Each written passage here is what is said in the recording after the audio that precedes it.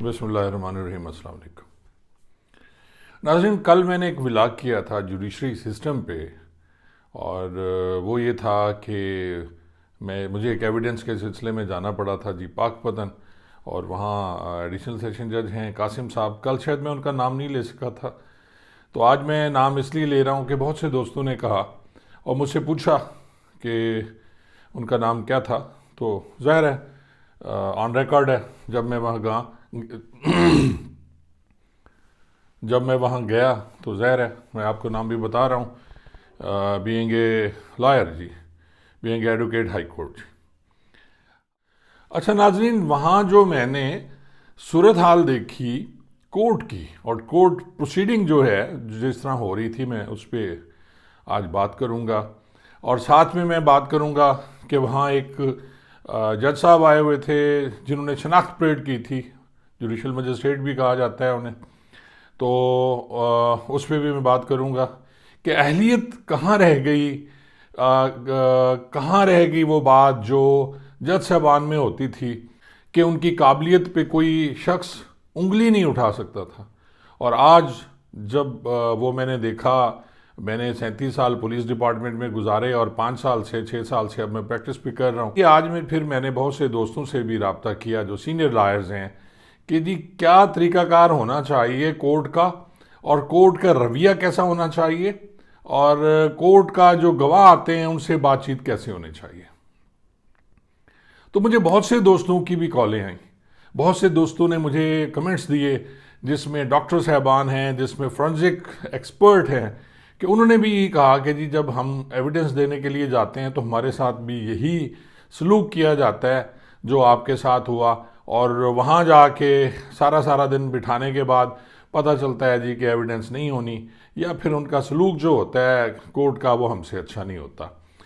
नाज़रीन, उस दिन की मैं थोड़ी सी आपको बात बता दूं कि वहाँ उसी मुकदमा जो था जिसमें मैं एविडेंस के लिए गया हुआ था, तो एक मजिस्ट्रेट साहब जो भी आए हुए थे और उन्होंने एविडेंस उनकी रिकॉर्ड हो रही थी। लेकिन कमाल ये है कि जिस वक्त एविडेंस रिकॉर्ड हो रही थी उस वक्त जज साहब अदालत में मौजूद नहीं थे। ये उनके जो सीसीटीवी कैमराज हैं उनमें भी देखा जा सकता है, अगर रिकॉर्डिंग है तो वहाँ भी देखा जा सकता है कि जब गवाह का बयान हो रहा होता है तो जो प्रिजाइड कर रहा है जज, उसको वहाँ बैठना चाहिए।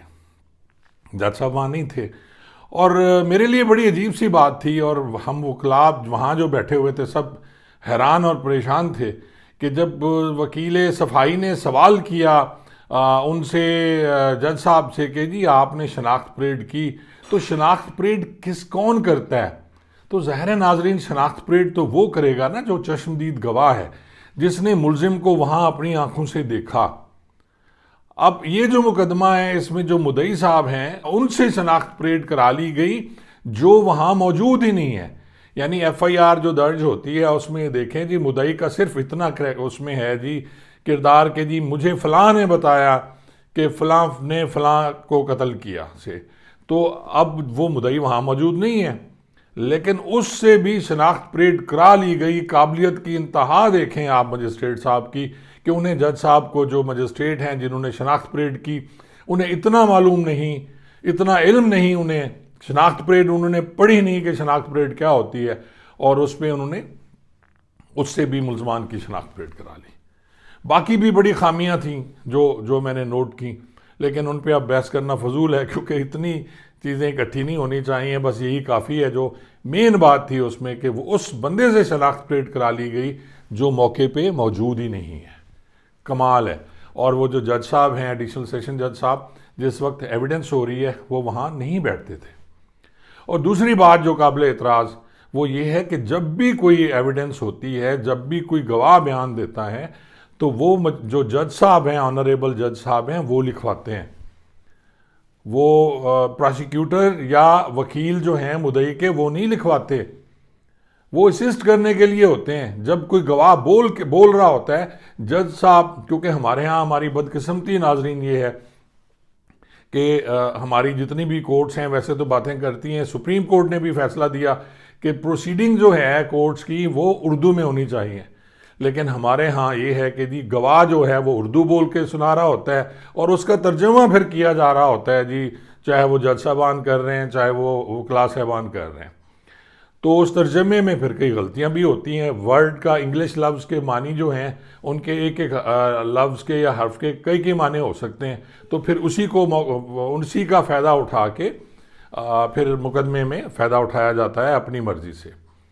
تو ناظرین یہ بات تھی. اب میں آپ کو یہ بھی بتا دوں کہ یہ جو کورٹس ہیں پاکستان میں لوئر کورٹس ہیں. لوئر کورٹس میں آپ دیکھ لیں کہ جس میں سول جج ہیں, سول میٹرز ہوتے ہیں, اور اس کے بعد جو جوڈیشل مجسٹریٹ ہیں آپ وہ دیکھیں کہ وہ کیا کرتے ہیں. وہ کچھ کیسز ایسے ہیں جن کی سزائیں کم ہیں, ان کا وہ ٹرائل کرتے ہیں. اور جو سزائے موت کے کیسز ہیں وہ سارے ایڈیشنل سیشن جج اور سیشن جج صاحبان کرتے ہیں. ہائی کورٹ نے تو صرف یہ دیکھنا ہوتا ہے کہ جی اس میں کہیں قانونی سکم تو نہیں رہ گیا, کیونکہ ہائی کورٹ اور سپریم کورٹ آئینی عدالتیں ہیں. جو مین عدالتیں آپ کی ہیں وہ وہی ہیں جو سیشن کورٹ ہیں یا ایڈیشنل سیشن جج صاحب کی عدالت ہے, اور اس کے بعد نچلی عدالتیں. اور یہ سب سے امپورٹنٹ اس لیے ہیں کہ یہاں زندگی اور موت کے فیصلے ہوتے ہیں. لیکن ان عدالتوں کا اگر یہ حال ہے, وہ عدالتیں اگر اس طرح بیہیو کر رہی ہیں اور کسی کو نہیں پتا, کیونکہ جوڈیشری کے خلاف کوئی بولتا ہی نہیں ہے نا جی, کس کی جرت ہے وہ بولے, سیدھا کنٹیمپٹ آف کورٹ. اور آپ حیران ہوں گے کہ جی وکلاء صاحبان بھی نہیں بول رہے ہوتے, جو بول رہے ہوتے ہیں بیچارے ان کے ساتھ بھی پھر وہی عجیب و غریب سلوک ہوتا ہے, کیونکہ ان کے اپنے بار کے ممبر جو ہوتے ہیں وہ ان کا ساتھ نہیں دے رہے ہوتے. چاہے اس میں جج صاحبان غلط ہوں یا صحیح ہوں, سب انہی کی فیور کر رہے ہوتے ہیں. میری تو اتنی سی ریکویسٹ ہے کہ جی آپ جو کورٹ پروسیڈنگ ہے اس پہ توجہ دیں, اور ان کے جو ایگزام ہوتے ہیں. اب میں یہ بھی آپ کو بتا دوں ناظرین کہ یہ جو جج صاحبان کی جو ہوتی ہے جی, یہ آتے ہیں اس ڈپارٹمنٹ کو جوائن کرتے ہیں. اب ریکروٹمنٹ تو میں نہیں کہوں گا, اس میں یہ ہے کہ سول جج صاحبان آتے ہیں, اس سے جو پروموشن لے کے آتے ہیں وہ موسٹلی سیشن جج تک جاتے ہیں, یا پھر ان میں سے بڑے خوش قسمت جو ہیں وہ ہائی کورٹ کے جج بن سکتے ہیں, لیکن وہ سیشن جج ہی ریٹائر ہو جاتے ہیں. اس کے بعد آپ یہ دیکھیں کہ جو ایڈیشنل سیشن جج آتے ہیں وہ وکلاء میں سے کوٹا ہے, اور ان کی قابلیت پہ بھی کئی سوال اٹھائے جا سکتے ہیں کہ وہ کس طرح آئے. لیکن میں اس پہ بات نہیں کروں گا, کیونکہ اس کا بھی ایگزام ہے, اور ایگزام کے بعد انٹرویوز ہیں, انٹرویوز کے بعد پھر دیکھا یہ جاتا ہے کہ کون کس چیمبر کا ہے, کتنے بڑے چیمبر کا ہے, اور پھر وہ بڑے آرام سے جج صاحبان آ جاتے ہیں. اس موضوع پہ بات کرنا بڑا ضروری ہے. شاید میں وہ پہلا بندہ ہوں گا جو اس موضوع پہ بول رہا ہے, اور لوگ جرت نہیں کرتے ہیں, لیکن میں بولوں گا انشاءاللہ. اس پہ جہاں غلطیاں, جہاں میں پولیس کی کوتاہیوں اور غلطیوں پہ بولتا ہوں, وہاں جوڈیشری کی جو غلطیاں اور کوتاہیاں اس پہ بھی بات کرنی چاہیے, کیونکہ اس میں کوئی حرج نہیں ہے. آپ بتائیں یہ باتیں چیف صاحبان تک, چیف جسٹس آف پاکستان اور chief justice Lahore high court تک جانی چاہیے کہ نچلا ان کا عملہ کیا کر رہا ہوتا ہے. صرف سی سی ٹی وی کیمرے لگانے سے کچھ نہیں ہوتا. یہ عدالتوں میں نہیں بیٹھتے, یہ سارا دن ان کے کام جو جیسے چل رہے ہوتے ہیں. کبھی آ کے وزٹ کر لیں, اگر یہ سینئرز عام لباس میں آ کے اور چہرہ چھپا کے, تو ان کو پتہ چل جائے گا وہاں کیا ہو رہا ہوتا ہے, ان کے ریڈرز کیا کر رہے ہوتے ہیں. ہر بات پہ پیشیوں پہ وہ پیسے لیے جا رہے ہوتے ہیں. تو بھی سارا کچھ چل رہا ہے, اور جو سائل ہیں بیچارے وہ خاموش ہیں, کیونکہ اگر وہ ان میں سے کوئی بولے گا تو اختیارات ہی اتنے ہیں جی, فیصلہ جس کے مرضی خلاف ہو جائے, بیل جس کی کینسل ہو جائے. ایک پیرامیٹر بنایا ہوتا ہے ان کورٹس نے کہ جی اس میں ضمانت لینی ہے, اس میں ضمانت نہیں لینی. حالانکہ ہونا تو یہ چاہیے کہ ہر کیس کے علیحدہ واقعات ہوتے ہیں, ہر کیس کے علیحدہ حقائق ہوتے ہیں. لیکن یہاں ایک وہ پیرامیٹر بنا دیا کہ جی اتنے پیسے ہوں گے تو 499F میں بیل ہوگی, اتنے میں ہوگے تو نہیں ہوگی, یہ بیل سیشن کورٹ میں ہوگی, یہ بیل ہائی کورٹ سے ہوگی. اور انہوں نے بیلیں لینی نہیں ہیں نیچے, چاہے وہ جج صاحبان ہیں جو نچلی کورٹس کے.